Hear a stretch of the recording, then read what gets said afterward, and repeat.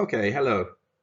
So today I'd like to talk a little bit about another of my favorite philosophers, and this philosopher is called Schopenhauer,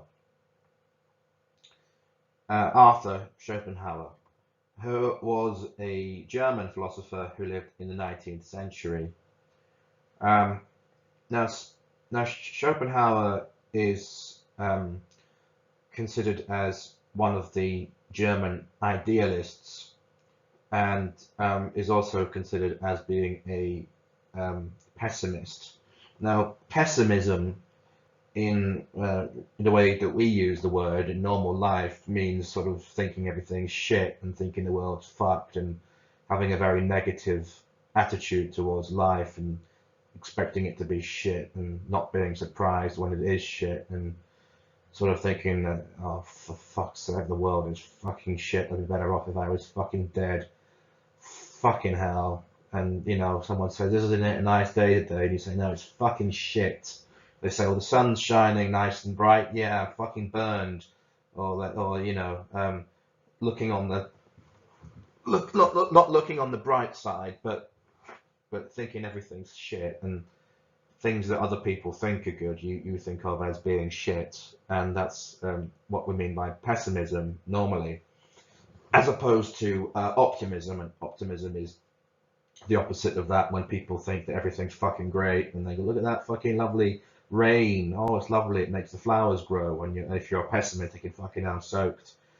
So optimism and pessimism are two normal words that we use in normal life to mean those two things. But in philosophy, those two words are used in a different way.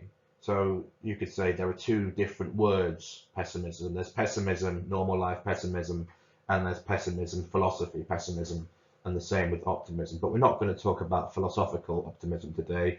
We're just going to talk about philosophical pessimism. Excuse me. Which is one of the things that Spinoza is an arguer for.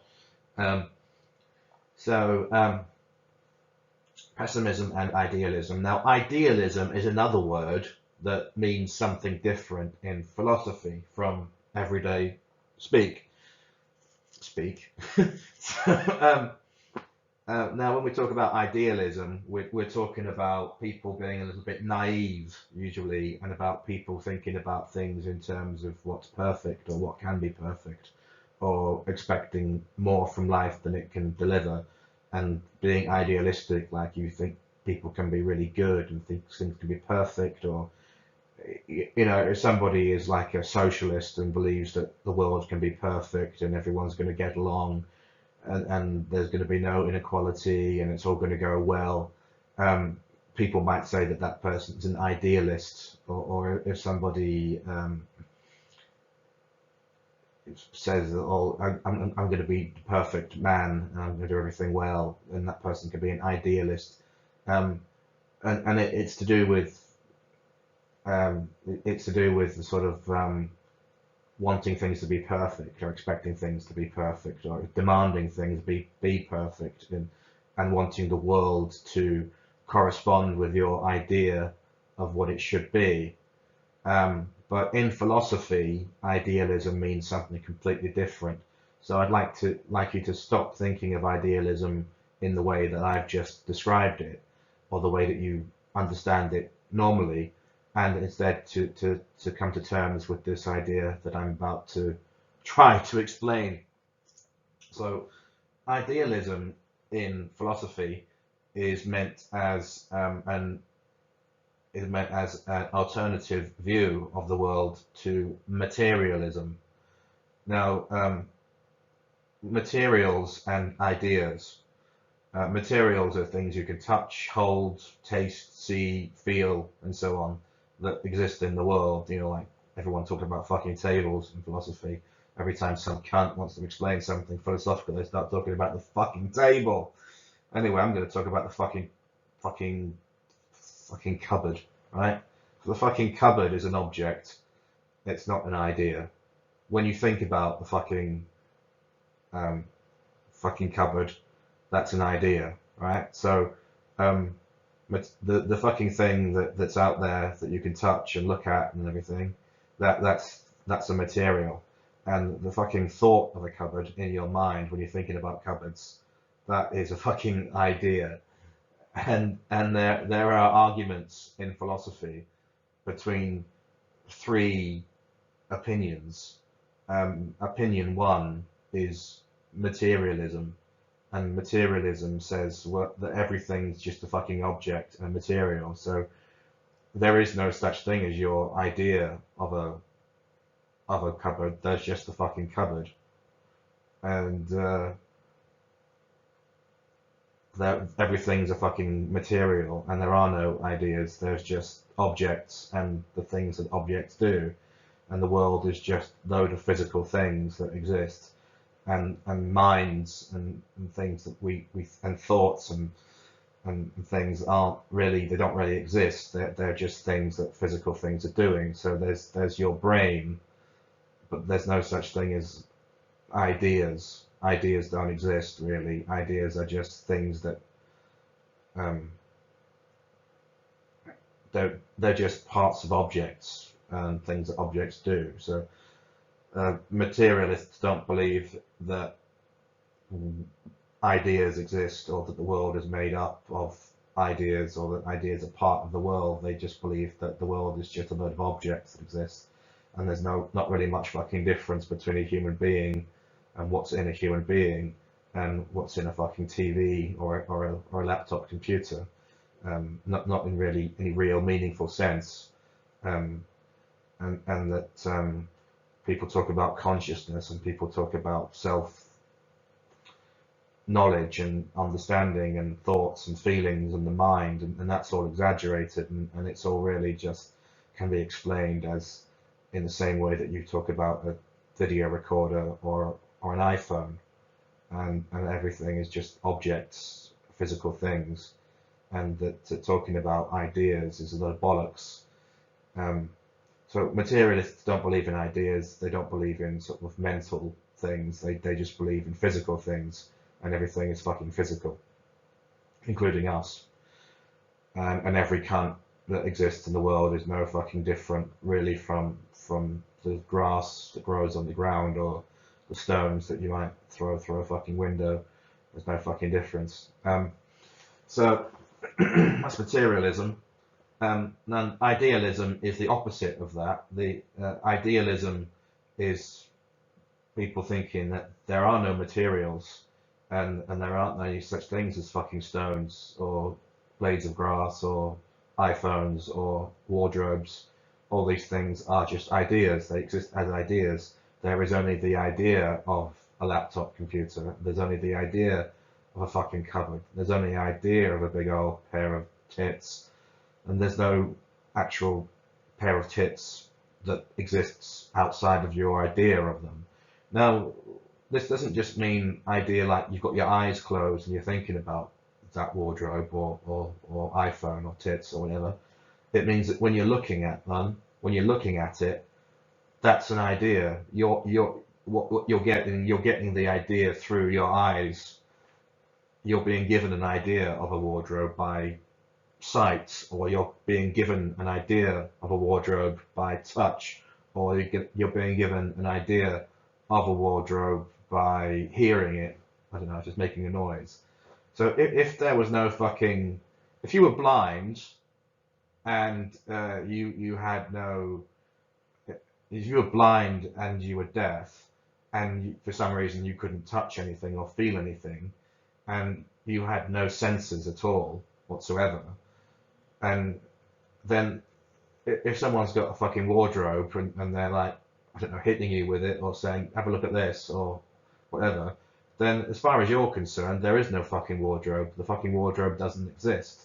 The wardrobe only exists if you get to have some sort of communication with it, or it can show itself to you by giving you an idea of it, which you get through sight, through touch, or whatever. You know, and some people might have some sort of something wrong with them, so that they see a wardrobe, but they don't see it as a wardrobe. They see it as a fucking elephant, and they think it's an elephant. But Anyway, the idea of idealism is that things existing outside of your experience of them, I mean, it doesn't really, they might as well not, there's no point talking about things existing outside of them being experienced by people, and them being experienced by people, that is an idea, that is them existing as ideas, not as things, that's materials.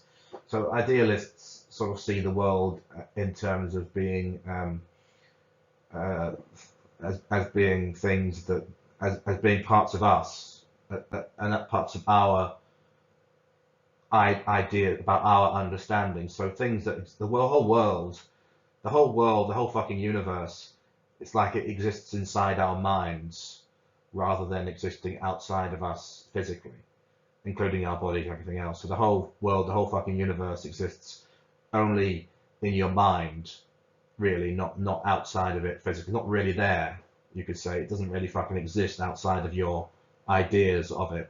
It's a bit like the Matrix film, if you've seen that. There's some, everything in the world is just fucking fake, and people are really stuck in a machine somewhere, but put that aside, it's not really relevant. But the idealism in philosophy means that the whole world is exists as ideas in the minds of people or animals or whatever is experiencing the world, and it doesn't make any sense to talk about the world as existing outside of experience or outside of people's ideas of the world, and that the existing as an idea is the only really way to understand it as existing, and talking about it as materials outside of ideas or outside of our understanding is to talk about nothing. And that really Schopenhauer is an idealist of that school, of one of those guys. The third type of view in when we're talking about ideas and materials, or idealism and materialism, the third way is called dualism. And dualism is the idea that yes, there are ideas, and we have ideas of a television, we have ideas of a table, we have ideas of a guitar and a big pair of tits or a big dick or whatever, but those things also still exist as materials outside of our ideas of them as well. So even if you're not touching the tits or looking at the tits or knowing that the tits exist, the tits still exist, no matter what you fucking think, or whatever, or, no matter what your experience is of them, they still exist. And but then just because they exist doesn't mean that you also don't have ideas of them. So what dualists believe is that there are people and animals and things that are physical, and that they see and interact with physical things outside of themselves, and they have ideas of those physical things outside themselves, but those physical things outside themselves are still physical things that are outside of themselves, and both ideas and materials exist in the world together. And that's kind of like the common sense view that I think most people have. You probably think that way, and most people probably think that way, that there are both materials and ideas, and we have ideas of materials. And most people would probably think that that idealism is a load of bollocks, and most people would probably think that materialism is a load of bollocks when they're thinking about these philosophies. But in terms of philosophers themselves, you do find that some of them are materialists, and some of them are idealists, and some of them are dualists. So it's quite difficult to try to explain materialism or dualism to an ordinary person, because most ordinary people think that that's a lot of fucking shit, and they think that, of course, there are materials and ideas, what the fuck are they talking about? So it's difficult to explain those two philosophies to people, because most people agree that dualism is correct and that all that's bollocks. Now, it's also one of the things that's talked about is German idealism, and basically there's a bunch of philosophers from Germany during the 18th and 19th centuries who are idealists, in the sense that I've just explained, not everyday sense. And Kant is one of them, but we'll talk about him on another video because he's quite a big one and he's another one of my favourites. Hegel is another one, and I don't really like him. I think he's a Kant, so I might not do a video on him. Another one is Feuerbach, I think. I don't know much about him, to be honest. Schopenhauer is one of the big ones, though, and him and Kant, and then I would say Nietzsche are probably my three favourite German philosophers. So I'll do Kant and I'll do Nietzsche. Nietzsche actually and Kant, fucking hell, I can't talk, can I? Right, well, Kant was before Schopenhauer, and Schopenhauer was really influenced by Kant, and he quite liked a lot of what Kant said, but then he changed it a little bit. And then Nietzsche, who came later, he really liked Schopenhauer, and he sort of got ideas from Schopenhauer and developed his ideas based on what he thought about Schopenhauer and what he'd said. So the three of them are quite good to study together because they have all influenced each other. So those are my favourites anyway. So I'll do those counts. So anyway, Schopenhauer is an idealist and a pessimist, both in the philosophical sense of both of those words and not in the everyday sense. I don't really know what he was like as a person, really. He might have been a bit of a cunt, but I don't know. Anyway, Schopenhauer, also, I don't really know much about his fucking life, really, so I'm not going to talk about that. I'm just going to talk about his fucking philosophy. Anyway, Schopenhauer wrote about the world as will and representation.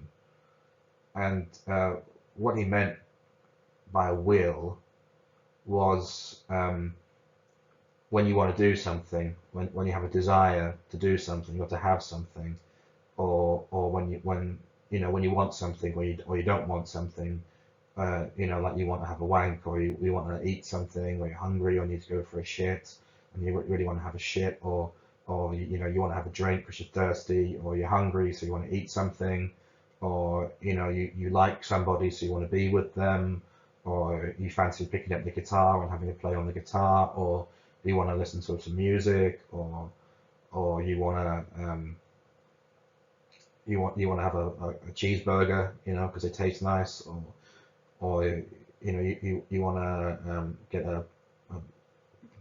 you want to kiss someone, or whatever it is, things that you want and wanting things, and that's all will, but also needing things and feeling that you've got to have them, which is similar, like you're really starving and you really, really need to eat something, but you know that you need to eat something, you really, really, really want something, you're hungry. So being hungry, being thirsty, being tired, needing to sleep, or having the horn and wanting to shag someone, or needing to have a wank, or really needing a shit really badly, or a piss, or just fancying a cheeseburger, or wanting to listen to some music. All of these things are will, and we talk about willpower in everyday life, or he doesn't have the will to do this, or he's not willing to do it, or whatever. So it's the will, and you can also think of it in as being connected with the word will, as in I will do something. Will meaning that something about the future, and what's happening to you now physically, how you feel, or how your mind is working, is connected with something in the future that you're sort of thinking about, or something in the future that has to happen to take away this feeling. So if you're hungry, then you need for some food to come into your body to make you not feel hungry anymore, and this is the will, and if you think about your life and you think about a normal day, then there's always something going on in your will. There's always something that you want to do or need to do, or there's always the will. Everything you do is about the will, because if you didn't have a will, you wouldn't do it. Anyway, so the will is very important, and it's most of what Schopenhauer is about, is the will. So remember that the will is basically everything about wanting to do something, or wanting to have something, or in every sense of the word, not just in sense of normal thing like what I want a kebab, but also I need a shit, or I need to go, I need blood to stop coming out of my wrist, or whatever it is, or I need to stop being in pain. Anyway, that's the will, and the second thing is representation, and what is representation for Schopenhauer? Representation is when you have ideas in your mind. Like we were talking about idealism before. So the idea of a fucking cupboard, or a fucking table, or a big pair of tits, or whatever is represented in your mind, right? So Schopenhauer isn't necessarily saying that they don't exist outside of you as materials, but he says it doesn't really matter if they do, and there's no point in fucking talking about them. That what matters is how the world is for you, right? So the only thing about the world that's important is how it is for you, which is how it's represented to you. Now, Immanuel Kant had said that that there are two worlds. There's the world of things as they exist. So, like, there is a world of material things with tables and cupboards and big pairs of tits or whatever in them. But the way that a big pair of tits or a cupboard or a table is for you is based on the way that you are made to see or to experience a cupboard or a table or a big pair of tits. If you're blind, then it won't be a visual experience about any of those things. And if you're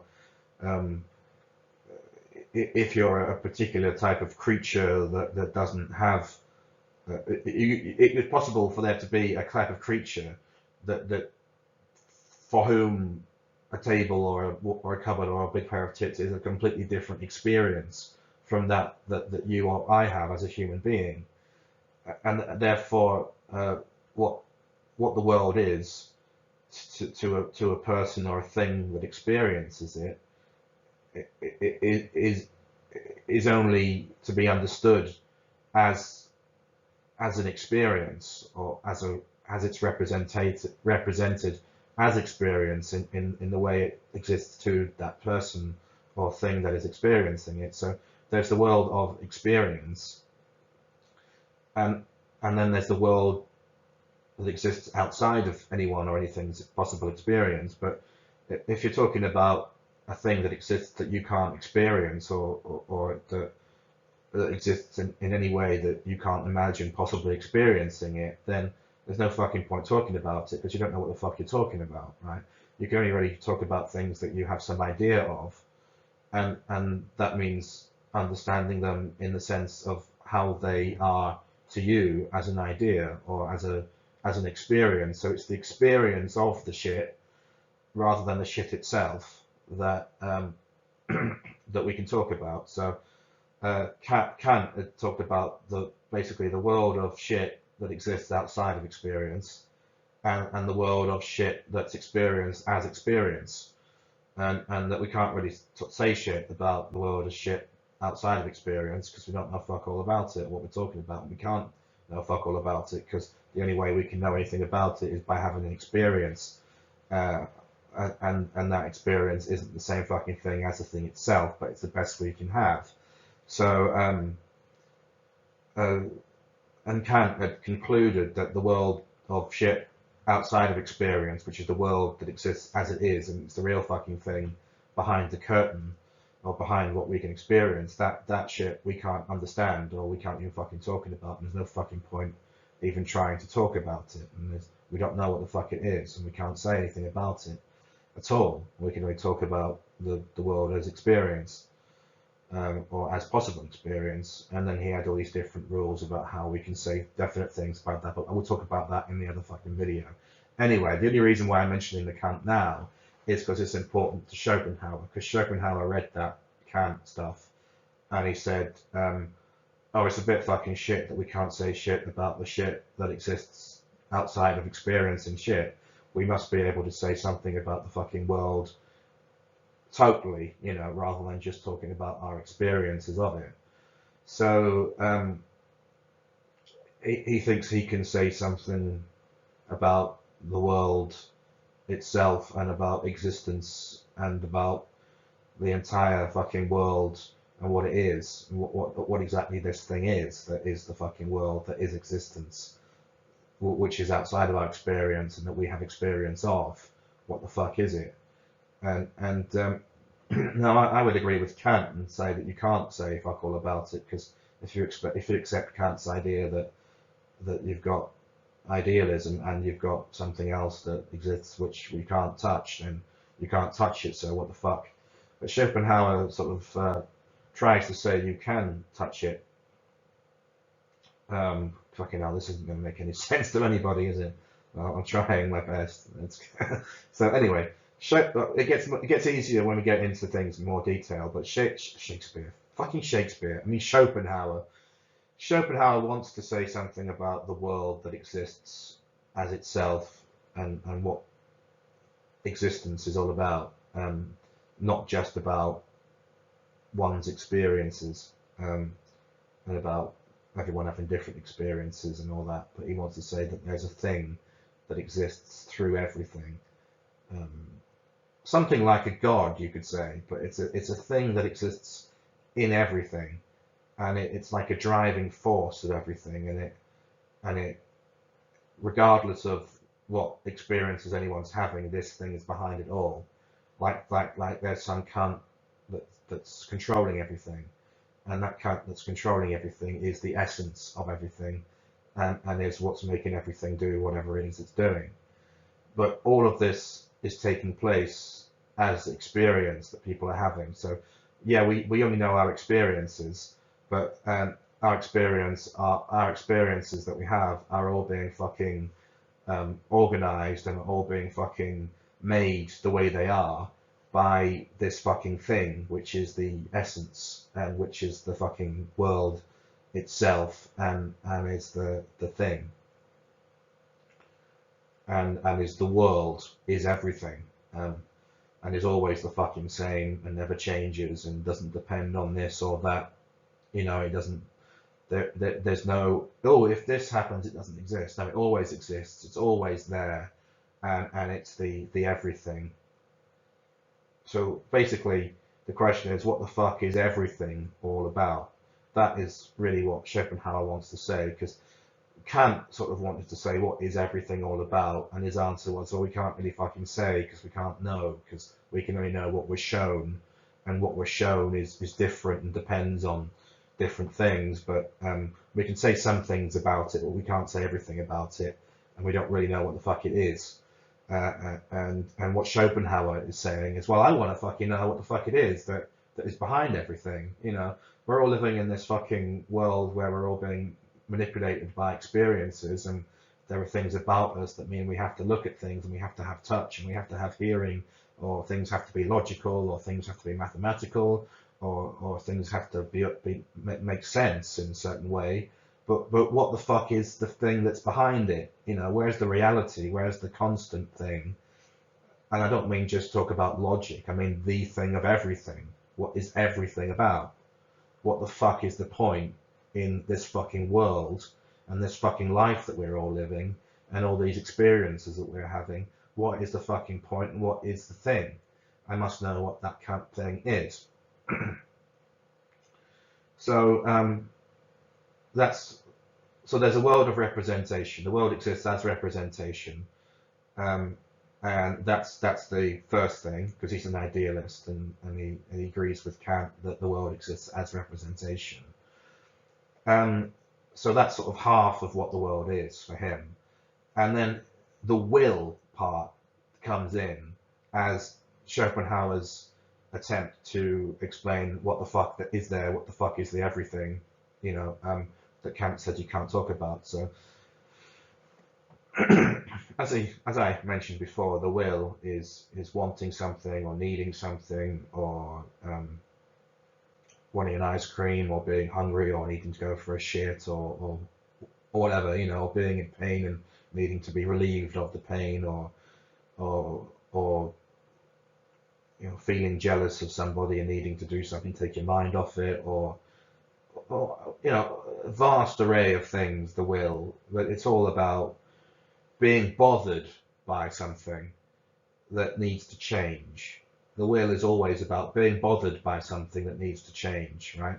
And now the pessimism comes in because Schopenhauer thinks that it's always shit. It's always a bit shit. So everything that we do in life, everything that drives us and makes us do things, is done, but because you have the will makes you do it. So you get up and get out of bed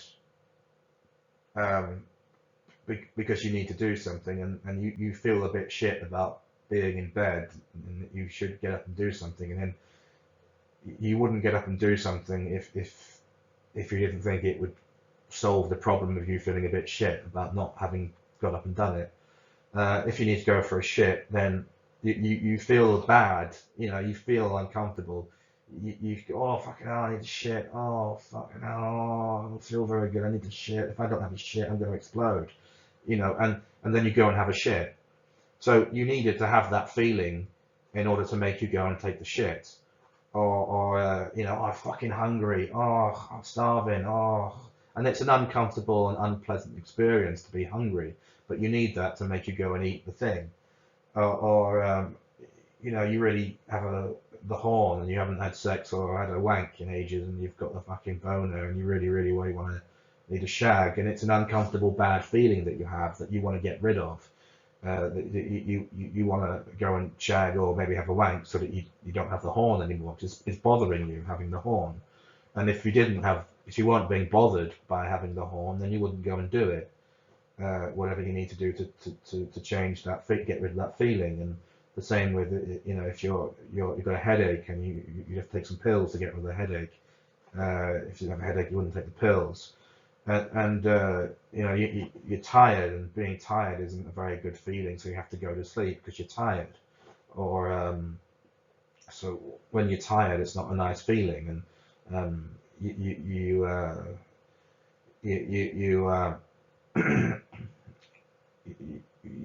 want something. I want a new PlayStation, and the feeling of not having the PlayStation and wishing you had one is an unhappy feeling. It's a bad feeling to have, and then you want to get the PlayStation so that you can get rid of this bad feeling that you have of not having the PlayStation, or the girlfriend, or whatever it is, or the boyfriend, or I want to have a baby. I feel bad that I haven't got a baby. I want one, and then you go and get pregnant, or you get someone pregnant to have a baby, so that you can not have that bad feeling anymore that you had of wishing you had a baby. So this is pessimism, because everyone in the world all the time is driven by this will, and which is Schopenhauer says this will that makes us do things and makes us, is the same thing as suffering, or it manifests itself, it shows itself, it appears in your experience as suffering. So all the thing that drives the world and makes the world work, makes you get out of bed, makes you take a shit, makes you eat a hamburger, makes you shag, makes you have a wank. Having a shag is probably better than having a wank, but makes you take a pill when you've got a headache, that makes you go and have a job and plant seeds in the ground to make things grow so that you can eat them, to make you build a society, a city. The thing that makes the ants do whatever they do, and that makes the rabbits do whatever they do, and that makes the dog and the giraffe and everything in the whole world work, is the will. And the will is the driving force that makes the world work, whether it be trees growing out of the ground, or whether it be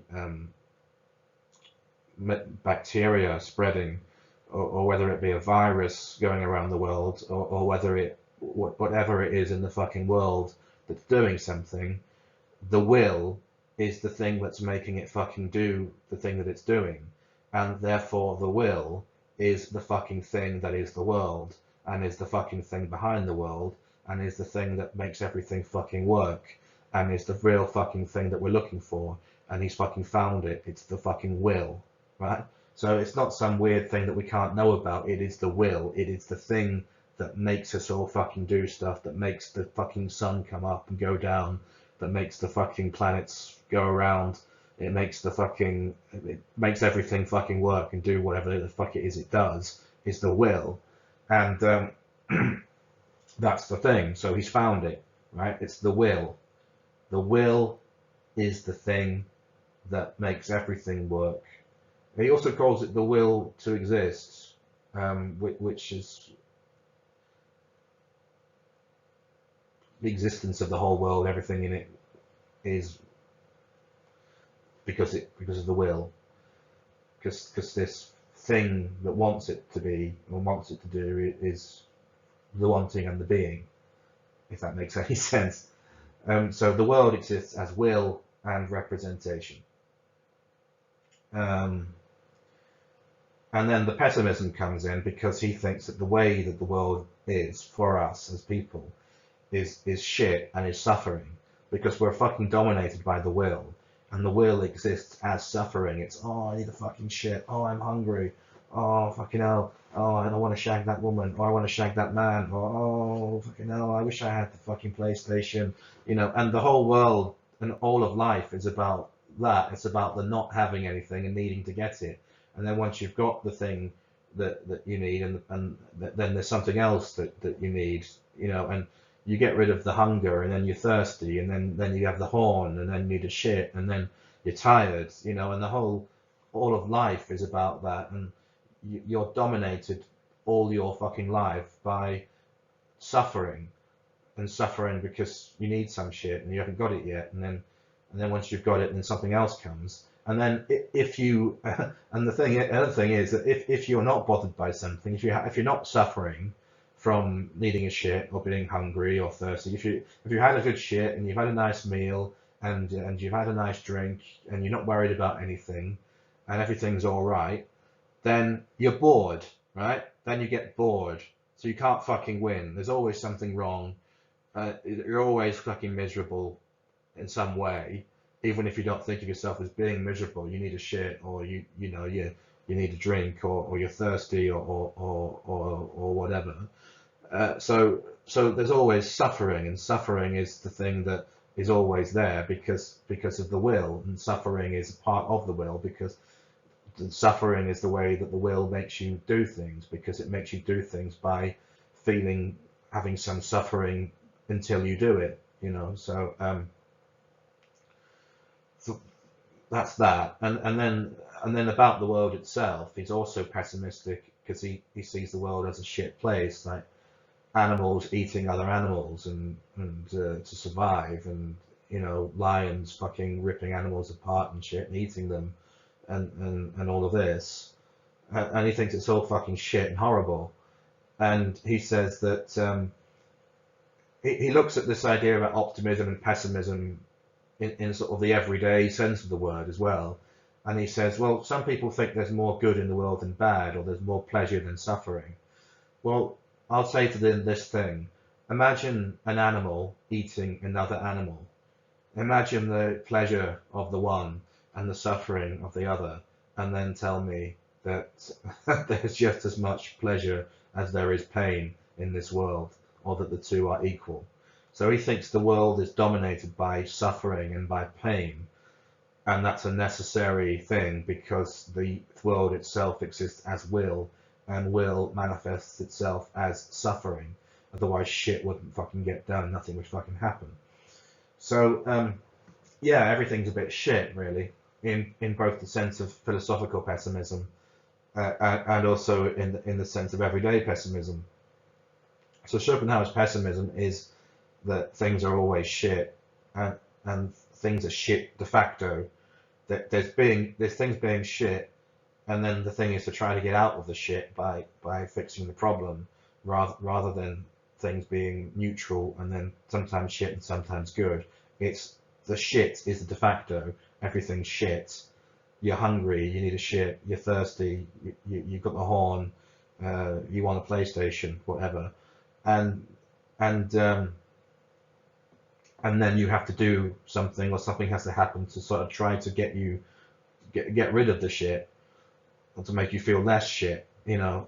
But um, it's not like you start off neutral and then, oh, that will be shit and that will be good. It's just like there's shit and then get rid of a bit of the shit. But when you get rid of a bit of the shit and you get some more shit that you have to get rid of, so you spend your whole day covered in shit that you're trying to shovel yourself out of. And the whole world is just one gigantic pile of shit with people with spades trying to dig themselves out of. But every time someone shovels a bit out, then it gets shoveled back in by some other way. And he doesn't agree with people that things are good or things are neutral, 50-50. He thinks everything's bad and rubbish and negative, and the only positive thing in the world is suffering. So suffering is positive, not positive meaning good, but positive meaning plus, not minus. So you know, the only real feeling you can have is a feeling of suffering, and there's no such thing as a sort of feeling of joy or a feeling of happiness. There's just suffering and less suffering. So when you need a shit, that's, you know, quite a lot of suffering. And then you have a shit, and it's not like you feel really good when you've had a shit, because you might go and have a shit and go, oh, I feel really great now. I had a shit, I needed that. What Schopenhauer would then say is, oh, you needed that. That's the fucking point. You were suffering before, and now you're suffering less. It's not that you feel good now. It's that you feel less bad than you did before. And I bet you're fucking thirsty now, aren't you? You know. So, and even if you're quite happy and you live in a, and also in Schopenhauer's times, you know, life was harder than it is today. And most people were fucking hungry or starving or sick or whatever. You know, they didn't have as much luxury as you have today. So it really was, you go around and look at people and they were fucking miserable most of the time. And then you look at animals and the world of nature, and you see it's really fucking horrible. You know, it's awful. So Schopenhauer's interpretation of the world was that it exists as representation. It exists as feelings and experiences that people have, and if there is a thing that's driving everything, then it's this thing called the will that makes everything work, and that thing, the will, exists in the world of representation, in your experience, by making you feel shit all the time and making life like really horrible, and that life itself is really horrible and the world is horrible, and that you can't get out of it because it's always there, and it's shit and it's horrible, and it's shit and it's horrible because of the will, which is that you're always wanting something or needing something, and you can't fucking get it, or you can get it, but then when you get it, then there's something else that you want or need, and you're suffering for that, or for the lack of that, you know. And then you if you yeah, fuck. And so the world is will and representation, and both of them are kind of crap. Now, what can you fucking do if everything's that shit? You might as well just fucking kill yourself, right? You might think. But Schopenhauer thinks that the thing that you can do to try to get away from everything being shit is to try to kind of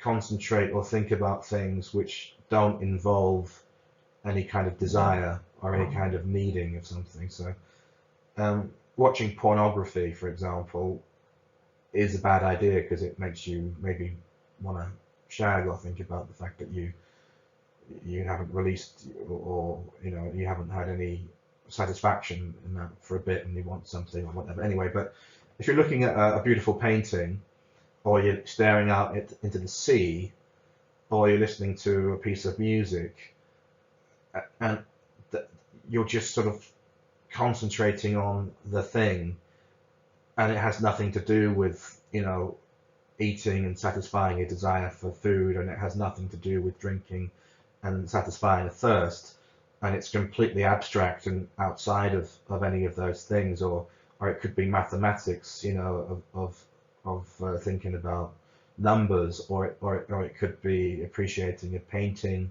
or a sunset, or looking at the sea, and you can just sort of forget about all the stuff and all the shit that's bothering you during the time that you're concentrating on that thing, you know. So it's like a distraction from the world, and it's a way of experiencing the world without it being, without the will being involved, if you understand what I mean. Uh, unless it's that you get so that you need to look at the painting and then you're thinking, oh fuck, I'm pissed off to not looking at the painting. But if you can experience something that has nothing to do with your desires, or with your needs, and just sort of be in the moment with that thing, whether it be a piece of music or a sound or a vision or a painting, or a landscape, or standing up on a mountain and being in the world, or whether it be just with your thoughts, uh, or you know, then that's a way that you can briefly free yourself from the suffering. But of course, you can't spend all your fucking life doing that, and most of your life you're being pushed around by the will, and by suffering. So that's Schopenhauer, and I hope you don't think he's a complete cunt. And I hope that my sort of trying to explain him hasn't been too shit. But if you like him, then you can read up more on him and stuff. But you've got to remember that it's pessimism, and it's philosophical pessimism, and it's idealism, in the sense of thinking about things in terms of experience and not thinking about them as objects in the world outside of experience. And that he was influenced by Kant, and he ended up influencing Nietzsche. So I'll leave it there, and thank you for your patience. If you've managed to get through this, you've probably fallen asleep or turned the Kant off now, and thought, you're not going to fucking listen to any more of this bastard's lectures. But that's what I've done. If no one listens to it, then, you know, never mind. So there you go. Thank you very much.